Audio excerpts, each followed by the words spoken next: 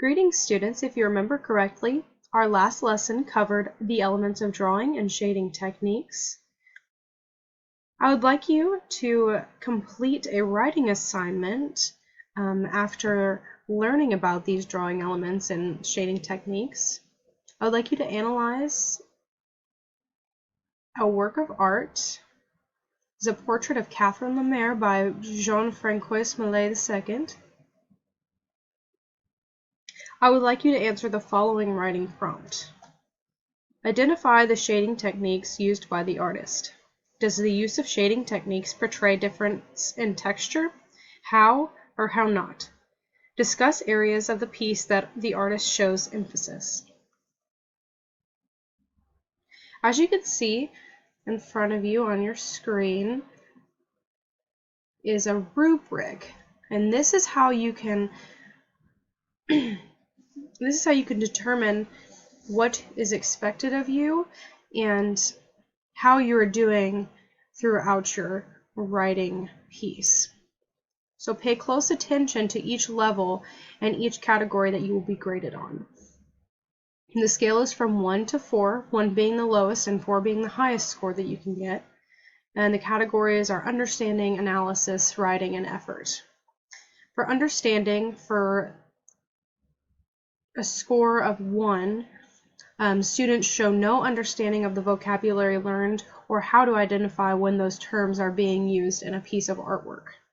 To score 2, students show some understanding of the vocabulary learned and how to identify some of the terms when analyzing a piece of artwork. In order for a student to score a 3, the student shows an understanding of the vocabulary learned and how to identify the terms when analyzing a piece of artwork.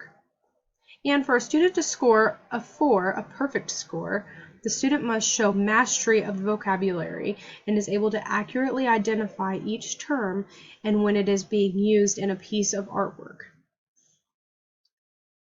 And you will also be graded on analysis.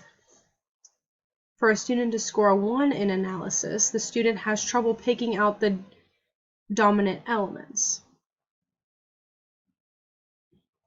To score a 2, describes some dominant elements and principles used by the artist, but has difficulty describing how these relate to the meaning or feeling of the artwork. For a student to score a 3, the student must accurately describe a couple of dominant elements and principles used by the artist, and accurately relate how these are used by the artist to reinforce theme, meaning, mood, or feeling of the artwork. In order for a student to score a 4 under analysis, the student must accurately describe several dominant elements or principles used by the artist and accurately relates how they are used by the artist to reinforce the theme, meaning, mood, or feeling of the artwork. You will also be graded on writing. In this category, for a student to score a 1, their writing is disorganized and hard to understand each idea mentioned, and it is hard to understand each idea mentioned. There are spelling and grammar errors, and little to no ideas are shared.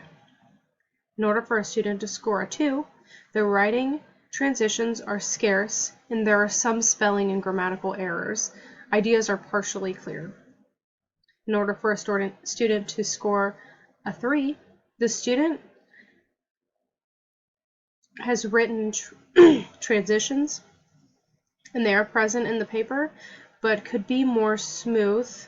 Students demonstrate good vocabulary, grammar, and spelling. Ideas are clear and understandable. In order for a student to score a 4, writing transitions from one idea to the next smoothly. Ideas are very clear. The student's writing makes sense to the reader, and student demonstrates excellent vocabulary, grammar use, and spelling. And you will also be graded on effort. In order for a student to score a 1 in effort, they address half of the questions without providing detail and does not provide explanation for ideas. In order for a student to score a 2, the student addresses most of the questions, providing some detail to the answer, provides simple explanations for their ideas. In order for a student to score a 3, the student addresses each question and provides an explanation for each of their ideas.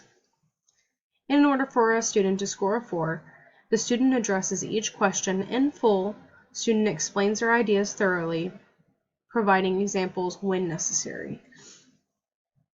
So as you can see, it is very easy to score a 4 as long as you answer all of the questions, ensure that you understand the vocabulary that we discussed, and that you are able to identify the techniques and the elements that we have discussed in a piece of artwork.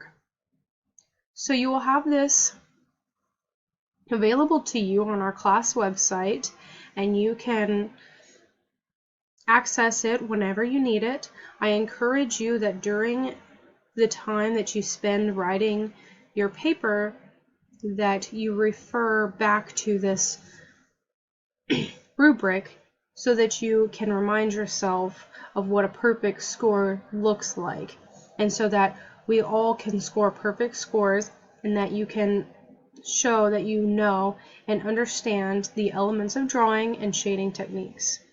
Thank you, students, and good luck with your papers.